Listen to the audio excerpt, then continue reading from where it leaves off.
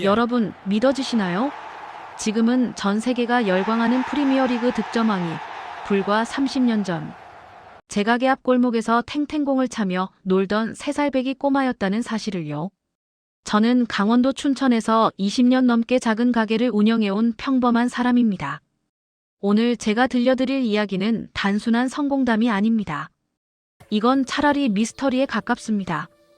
왜 그는 18살까지 본격적인 슈팅 연습을 단 한 번도 하지 않았을까? 어떻게 3살 아이가 발등으로 공을 수십 개씩 찰 수 있었을까? 자신의 축구화에 압정을 꽂아 피를 흘리면서까지 연습했던 아버지. 그 교훈으로 아들을 훈련시킨 그의 정체는? 독일 눈보라 속에서 6시간씩 나무 밑에 서 있던 그 남자는 누구였을까? 제가 가장 가까이서 지켜본 그 기적의 비밀, 지금부터 공개합니다.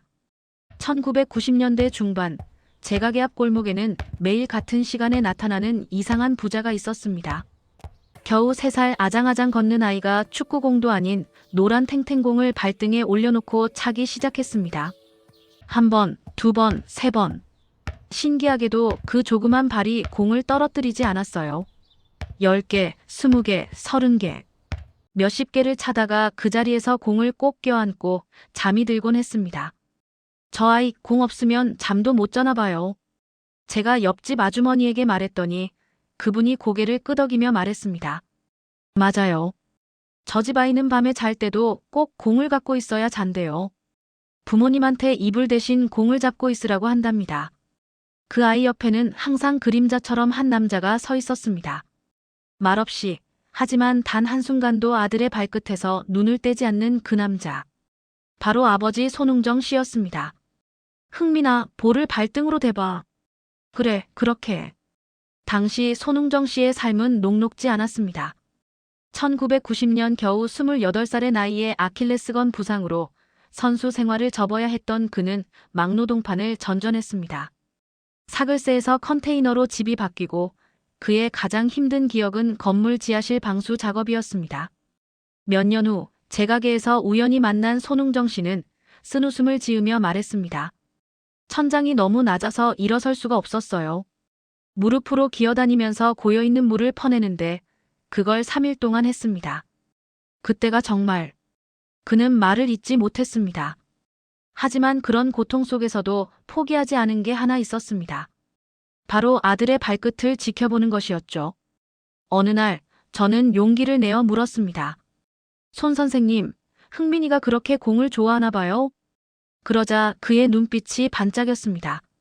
이 아이가 3살 때였어요. 잠잘 때 꼭 탱탱공을 잡고 있으라고 하더라고요. 그리고는 몇십 개씩 차고 나서야 자요. 그걸 보면서 생각했죠. 아, 이놈이 축구를 좋아하는구나. 축구를 할라 그러나. 아장아장 걷는 아이가 발등을 펴서 공을 대는 걸 보니까 뭔가 다르다는 걸 느꼈어요. 하지만 저는 그때 몰랐습니다. 이 평범해 보이는 골목의 풍경이 20년 후 세계를 뒤흔들 기적의 시작이었다는 것을요. 2000년 초등학교 3학년이 된 손흥민은 아버지에게 말했습니다. 아빠, 나 축구 선수 할래요. 그런데 이상했습니다. 손흥정 씨는 한 번 묻지 않았습니다. 3번이나 물었어요. 조금 힘든데 한번 해볼 거냐? 네, 하겠어요. 정말 하겠냐? 네, 하겠어요. 진짜 하겠냐? 네, 하겠어요. 왜 3번이나 물었을까요? 나중에 안 사실인데 이건 일종의 계약이었습니다. 3번이나 다짐을 받은 이유는 나중에 힘들다고 그만두지 못하게 하기 위해서였죠. 일종의 심리적 보험이었던 겁니다. 그날부터 본격적인 훈련이 시작되었습니다. 그런데 이 훈련이 정말 이상했어요. 손흥정 씨의 훈련 철학은 명확했습니다. 저는 3류 선수였어요. 그는 자신을 그렇게 표현했습니다. 주변 사람들이 겸손의 말이라고 위로해도 그는 고개를 저었습니다. 아니에요. 진짜 3류였어요. 죽으림을 다해 뛸 뿐 기술이 없었죠. 그래서 생각했습니다. 제가 했던 방식대로 가르치면 흥민이도 저 같은 선수밖에 안 될 거라고요. 그의 선수 시절 이야기는 충격적이었습니다. 왼발을 잘 쓰고 싶었는데 자꾸 오른발이 먼저 나가는 거예요. 그래서 오른발 축구화 안쪽에 압정을 거꾸로 꽂았습니다. 뭐라고요? 제가 깜짝 놀라서 물었습니다. 무의식 중에 오른발을 쓰려고 하면 앞정이 찔러서 못 쓰게 되죠. 실제로 한두 번 찔렸어요. 피가 나기도 했고요. 그 정도로 노력했는데도 저는 삼류 선수였습니다. 그러니 흥민이한테는 다르게 해야겠다고 생각했죠. 그래서 그는 흥민이에게 양발 훈련을 철저히 시켰습니다. 하지만 앞정은 쓰지 않았습니다. 대신 더 기발한 방법을 썼죠. 발 씻을 때도 왼발부터, 양말 신을 때도 왼발부터, 신발 신을 때도 왼발부터. 일상생활의 모든 것을 왼발부터 하게 했어요. 나중에 슈팅 연습할 때는 왼발을 1.5배 더 많이 시켰고요. 그런데 더 큰 미스터리가 있었습니다. 손 선생님, 흥민이는 슈팅 연습 안 하나요? 어느 날 제가 물었을 때 그는 단호하게 고개를 저었습니다. 본격적인 슈팅은 안 시킵니다. 18살까지는요. 네, 18살까지요? 그럼 골을 어떻게? 손흥정 씨는 잠시 생각에 잠기더니 천천히 설명을 시작했습니다. 가장 중요한 건 몸입니다. 유소년기, 특히 초등학교에서 중학교 때는 아직 성장판이 열려 있어요. 이때 무리하게 슈팅을 하면 어떻게 될까요? 그는 자신의 무릎을 가리켰습니다. 무릎 관절에 엄청난 충격이 갑니다. 특히 강하게 공을 차려고 하면 무릎과 발목이 비틀리면서 미세한 손상이 반복돼요. 당장은 괜찮아 보이지만 이게 쌓이고 쌓이면 20대 중반에 큰 부상으로 터집니다. 제가 28살에 아킬레스건이 끊어진 것도 어릴 때부터 무리한 훈련 때문이었어요. 저는 고개를 끄덕였습니다. 그래서 저는 흥민이 몸이 완전히 성인이 될 때까지 기다리기로 했습니다. 뼈가 단단해지고 근육이 자리 잡고 인대가 튼튼해질 때까지요. 제가 선수 생활할 때 경험한 게 있어요. 축구 선수의 파워존이 어디인지 아세요? 허벅지요? 맞아요. 복근하고 대퇴근육입니다. 근데 이 대퇴근육이 제대로 만들어지는 게 언제인지 아세요? 18살쯤이에요. 그 전까지는 아직 근섬유가 완전히 발달하지 않았어요. 손흥정 씨는 계속 설명했습니다. 만약 대퇴근육이 덜 발달한 상태에서 강한 슈팅을 반복하면 근육이 찢어지거나 불균형하게 발달합니다. 그럼 나중에 크게 다쳐요. 저는 그걸 흥민이한테 절대 물려주고 싶지 않았어요. 더 중요한 이유가 있어요. 몸이 덜 만들어진 상태에서 슈팅을 배우면 잘못된 자세가 몸에 배입니다. 잘못된 자세요? 예. 힘이 부족하니까 온몸을 비틀어서 억지로 공을 차게 돼요. 그게 습관이 되면 나중에 고치기가 정말 어렵습니다. 차라리 처음부터 안 배우는 게 나아요. 손흥정 씨의 눈빛이 더욱 강렬해졌습니다. 가장 중요한 이유는 따로 있어요. 슈팅은 기본기의 정점입니다. 공을 마음대로 다루지 못하는데 슈팅이 무슨 의미가 있겠어요? 무슨 말씀이신지. 볼 트래핑이 정확해야 슈팅 자세를 제대로 잡을 수 있고, 드리블이 완벽해야 슈팅 찬스를 만들 수 있고, 리프팅 감각이 뛰어나야 공의 정확한 타점을 잡을 수 있습니다. 이 모든 게 먼저 완성되어야 해요.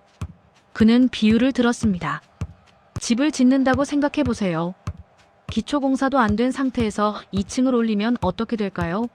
무너지죠. 저는 흥민이한테 단단한 기초를 먼저 만들어주고 싶었어요. 그 기초가 바로 기본기입니다. 18살까지 슈팅을 안 시키면서 제가 집중한 게 있어요. 바로 볼 감각입니다. 손흥정 씨는 설명을 이어갔습니다. 하루 2시간은 기본으로 공을 잘 다루는 훈련만 했어요. 발 안쪽, 바깥쪽, 발등, 무릎, 가슴 헤딩. 키의 2배 이상 높이로 올린 공을 가슴으로 받아서 다시 튕기지 않게 컨트롤하는 거죠. 그게 슈팅이랑 무슨 상관이? 큰 상관이 있어요. 이 훈련을 수만 번 반복하면 공의 회전, 속도, 궤적을 무의식적으로 계산할 수 있게 됩니다. 나중에 슈팅할 때 그 감각이 폭발하는 거죠. 그는 비밀을 하나 더 알려줬습니다. 제가 큰 냉장고 박스에 공을 90개씩 넣어요. 그걸 계속 던져주면서 훈련하는데 항상 강조하는 게 있어요. 볼에 실밥이 보일 정도로 집중해라. 볼이 왔다 갔다 하는 과정에서도 그 실밥이 보일 정도로 집중하라고요. 그렇게 집중하면 공과 하나가 됩니다. 그 상태에서 18살이 되어 처음 슈팅을 배우면 습득 속도가 엄청나요. 남들이 10년 걸릴 걸 1년 만에 마스터할 수 있어요. 저는 그 설명을 듣고 전율이 일었습니다. 이건 단순한 교육 방식이 아니었습니다. 과학이었고 철학이었고 아버지의 지독한 사랑이었습니다. 손흥민의 훈련 중 가장 유명한 것은 리프팅 훈련입니다. 하지만 그 진짜 이야기는 충격적이었습니다. 몇 년 후 성인이 된 손흥민이 인터뷰에서 한 말입니다. 한번 아빠 시합 때 장난을 치다가 혼났어요. 그날 리프팅을 양발로만 4시간 동안 했습니다. 인터뷰어가 놀라서 물었습니다. 4시간이요? 그게 가능한가요? 손흥민은 쓴웃음을 지었습니다. 3시간이 딱 넘어가면요. 눈앞이 빨개지기 시작해요. 땅이 막 울퉁불퉁해 보이고요. 볼만 계속 쳐다보니까 볼이 막 서너 개씩 보여요. 환각이죠. 땅은 울퉁불퉁, 앞은 빨갛고 진짜 떨구면 혼나니까요. 진짜 완전 집중해서 했으니까. 그렇게 4시간 끝났더니 정말 거의 쓰러질 뻔했죠. 그런데 더 놀라운 건 그 인터뷰를 옆에서 아버지 손흥정 씨가 듣고 있었다는 겁니다. 카메라가 아버지를 비췄을 때 그는 아무 표정 없이 고개만 끄덕였습니다. 그리고 손흥민은 아버지를 슬쩍 보며 이렇게 말했습니다. 아버지로서가 아니라 감독님으로서 말씀드리면 저한테 했던 식으로만 안 했으면 좋겠어요. 저한테 했던 식으로 하면 애들 다 도망가요. 스튜디오가 잠시 조용해졌습니다. 하지만 손흥민은 곧 덧붙였습니다. 근데요, 아빠의 축구 열정은 진짜 대단해요. 너무 저도 감탄할 때가 한두 번이 아니에요.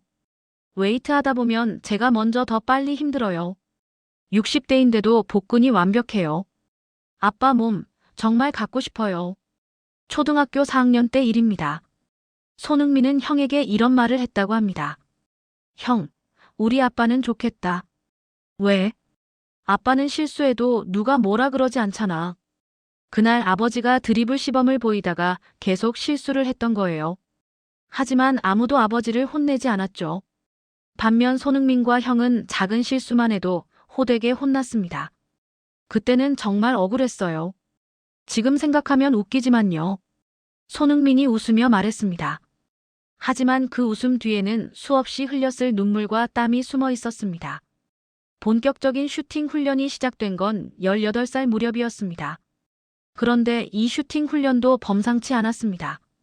초등학교 재학생 아이들을 아르바이트생으로 썼어요. 손흥정 씨가 말했습니다. 흥민이가 슈팅을 때리면 공이 사방으로 날아가잖아요. 그걸 주워오는 게 일이었죠. 훈련 끝나고 나서 애들한테 2,000원씩 줬어요. 빵 사 먹으라고. 하루에 몇 개나 슈팅을 했는데요. 600개 정도요. 어떨 땐 더 많이 했고요. 저는 계산을 해봤습니다. 하루 600개면 한 달이면 18,000개. 1년이면 상상이 안 갔습니다. 손흥정 씨의 방에 들어가 본 사람들은 모두 놀랐습니다. 방 한쪽 벽면이 온통 비디오 테이프로 가득했기 때문입니다. 월드컵, 유로컵, 각종 리그 경기들. 제가 못 보는 경기는 전부 녹화해서 나중에 봅니다.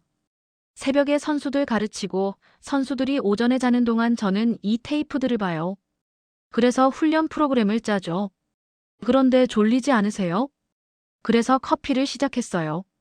공부하려니 잠이 쏟아져서 살 수가 없더라고요. 처음엔 설탕 많이 넣어서 달게 마셨는데 지금은 블랙커피 마니아가 됐습니다. 그는 하루에 커피를 대여섯 잔씩 마셨습니다.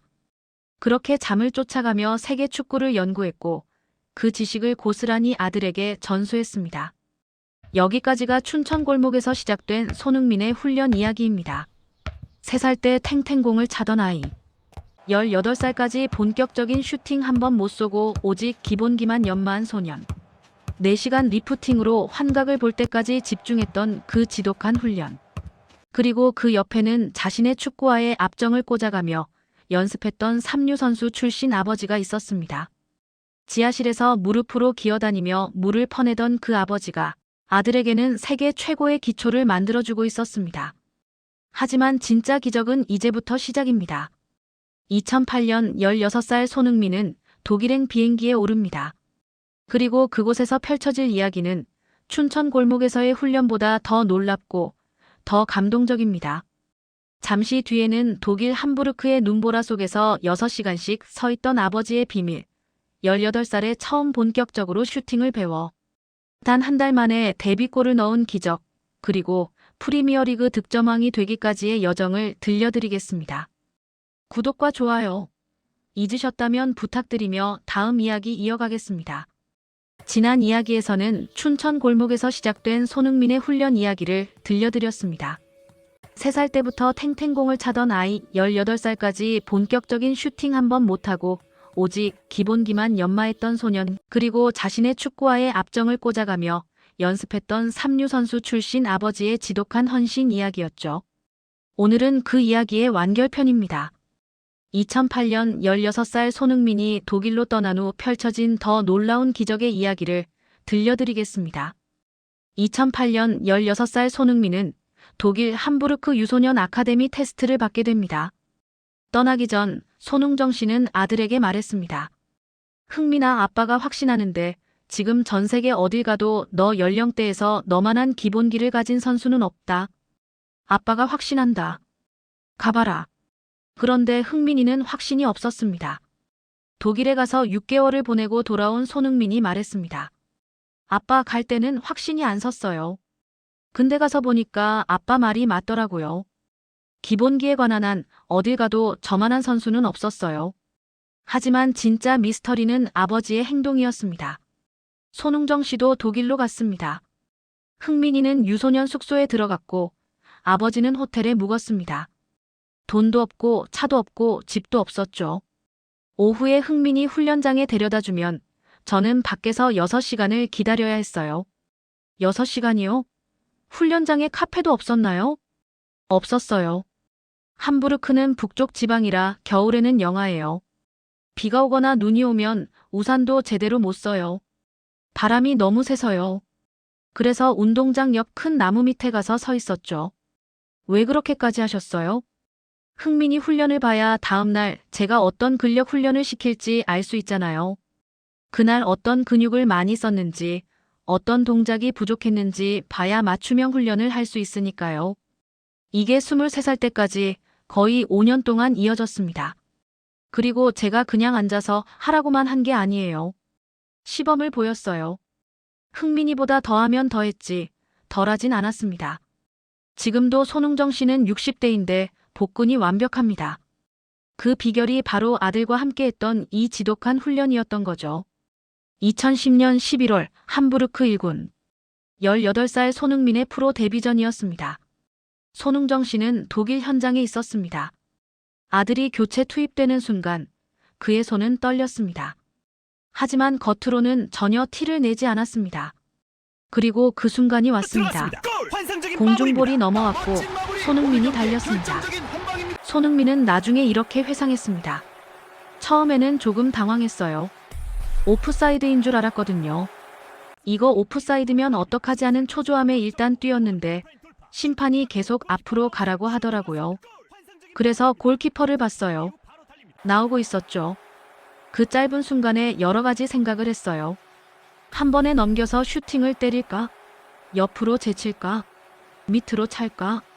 근데 마지막 순간에 골키퍼를 살짝 넘기자는 생각이 머릿속을 스쳐 지나갔어요. 공은 골키퍼 머리 위를 넘었고 손흥민은 하프발리로 정확히 골대 안으로 밀어 넣었습니다. 골. 스탠드에서 손흥정 씨는 조용히 고개를 끄덕였습니다. 환호도 제스처도 없었습니다.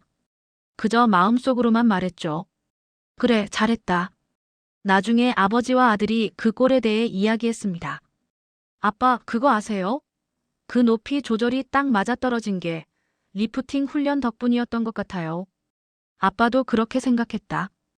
볼 리프팅을 감각적으로 많이 했던 게 그 순간 무의식적으로 나온 거지. 골키퍼를 넘기는 정확한 높이를 몸이 알고 있었던 거야. 수천, 수만 번의 리프팅. 그 지루하고 고된 훈련이 단 1초의 마법을 만들어낸 순간이었습니다. 사람들은 손흥민에게 물었습니다. 재능과 노력 비율로 따지면 몇 대 몇인가요? 손흥민은 웃으며 대답했습니다. 99% 노력과 1%의 운이요. 제가 노력을 했을 때 운이 따라주는 것 같아요. 노력을 안 했을 때는 불행이 따르는 것 같고요. 하지만 손흥정 씨의 생각은 달랐습니다. 다른 선수들은 재능이 한 70% 이상이라고 봐요. 근데 흥민이는 50대 50입니다. 선천적인 잠재력 50%, 노력 50%. 그렇게 확신하시는 이유는요? 제가 흥민이를 데리고 훈련한 양을 다 하시면 놀랄 거예요. 혹사시켰다는 게 아니라 볼을 대주고 컨트롤하고 드리블하고 볼 임팩트하는 훈련의 총량이 정말 엄청났거든요. 그래서 저는 확신합니다. 흥민이는 50대 50이다. 손흥민이 함부르크에서 레버쿠젠으로 다시 토트넘으로 이적하며 세계적인 스타가 되자 사람들은 말했습니다. 손흥민이 혜성처럼 등장했다. 그 말을 들은 손흥민은 인터뷰에서 조용히 하지만 단호하게 말했습니다. 저희가 혜성같이 등장한 게 아니에요. 저희는 진짜 남들 모르게 남들이 없는 곳에서 진짜 이를 갈았어요. 눈 오면 눈바닥에서 비 오면 빗바닥에서 설날, 추석, 크리스마스 그런 날 하나 없이 운동했어요. 하루도 쉰 적 없어요. 남들보다 더 노력해야 하고 남들보다 더 잘해야 하니까. 혜성같이 나왔다는 말 들으면 조금. 그는 말을 잇지 못했습니다. 그 조금이라는 말 속에는 수십 년의 땀과 눈물이 담겨 있었습니다. 손흥정 씨는 언론 노출을 극도로 꺼렸습니다. 왜 인터뷰를 거절하시나요? 나대는 것처럼 비치는 게 싫어요. 제 성격이 원래 나대는 걸 싫어하고요. 흥민이가 공을 차는데 가족들이 막 언론에 비춰지는 게 저는 그거하고는 연관성이 없다고 생각해요. 그래도 아들이 대단한 성과를 이뤘잖아요. 대견스럽긴 하죠. 근데 당연한 거 아닌가요? 흥민이가 어려서부터 자기가 좋아서 했고 잘 배웠고 지금 즐기면서 할 수 있는 하나의 직업이잖아요. 그냥 저는 평범하게 제 자신이 생각하는 것처럼 평범하게 살고 싶어요. 이 겸손함이 바로 손흥정 씨의 진짜 모습이었습니다. 2020년 12월 13일 벌리 대 토트넘전.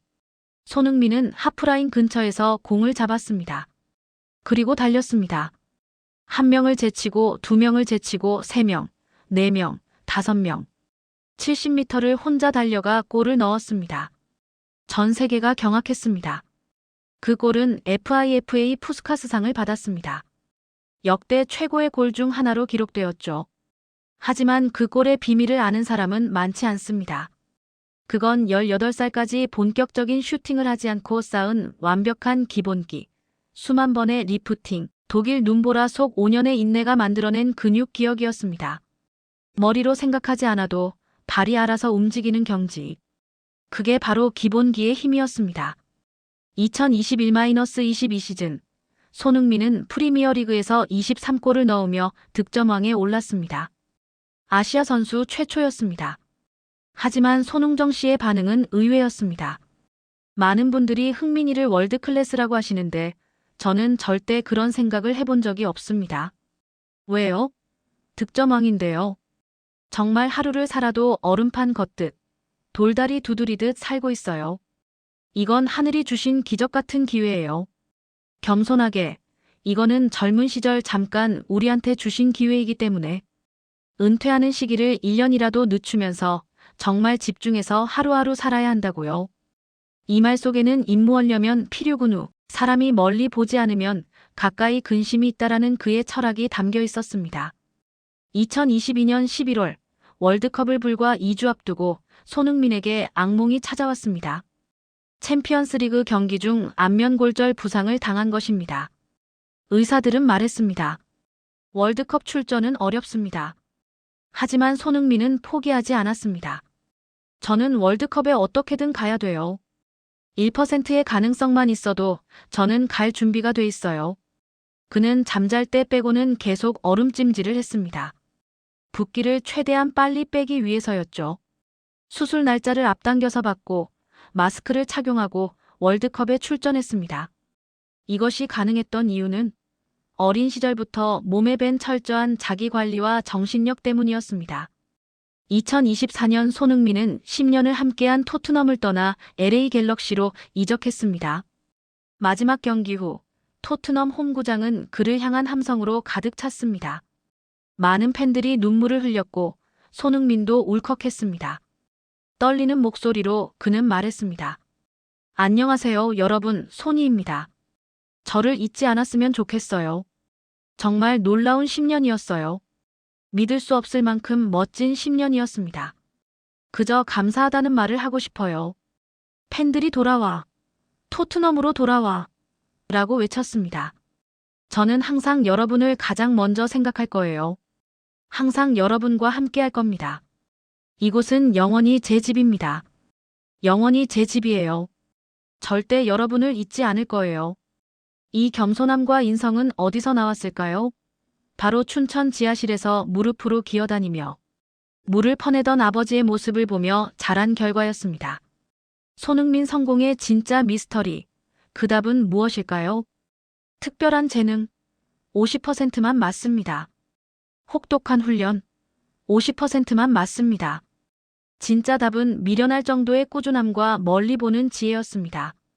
3살 때 탱탱공을 차던 아이가 18살까지 본격적인 슈팅 한 번 못하고 기본기만 연마하고 독일 눈보라 속에서 5년을 버텨내고 4시간 리프팅으로 환각을 볼 때까지 집중하고 설날도 크리스마스도 없이 매일 훈련했기에 가능한 일이었습니다. 그리고 그 옆에는 지하실에서 무릎으로 기어다니며 일했던 아버지가 있었습니다. 28살의 선수 생활을 접고 컨테이너에서 살았지만 아들의 꿈만큼은 포기하지 않았던 그 아버지가요. 사람이 멀리 보지 않으면 가까이 근심이 있다. 손흥정 씨는 멀리 봤습니다. 18살까지 본격적인 슈팅을 시키지 않은 것도, 독일의 추운 겨울을 5년간 견딘 것도 모두 멀리 봤기 때문입니다. 지금 손흥민은 LA에서 새로운 도전을 시작했습니다. 30대가 넘었지만 여전히 최고의 폼을 유지하고 있어요. 이게 가능한 이유는 어린 시절부터 몸에 밴 철저한 기본기와 자기 관리, 그리고 축구에 대한 변함없는 사랑 때문입니다. 저는 오늘도 가끔 그 골목을 지나갑니다. 이제는 그곳에서 공을 차는 아이는 없지만 저는 여전히 그 작은 소년이 탱탱공을 차던 모습을 기억합니다. 그리고 눈보라 속에서도 아들의 훈련을 지켜보던 아버지의 뒷모습을요. 오늘 여러분의 골목에는 어떤 꿈이 자라고 있나요? 혹시 지금 너무 힘들다면 춘천 골목에서 탱탱공을 차던 3살 꼬마와 그를 지켜보던 한 아버지의 뒷모습을 기억해 보시기 바랍니다. 이것이 바로 손흥민의 이야기입니다. 포기하지 않는 자에게 주어지는 기적의 이야기이자 진정한 사랑이 만들어낸 감동의 이야기입니다. 그리고 이 이야기는 아직 끝나지 않았습니다. 손흥민은 여전히 뛰고 있고 여전히 꿈을 꾸고 있으며 여전히 우리에게 희망을 주고 있으니까요. 지금까지 춘천 골목에서 손흥민의 성장을 지켜본 이웃의 이야기였습니다. 들어주셔서 감사합니다.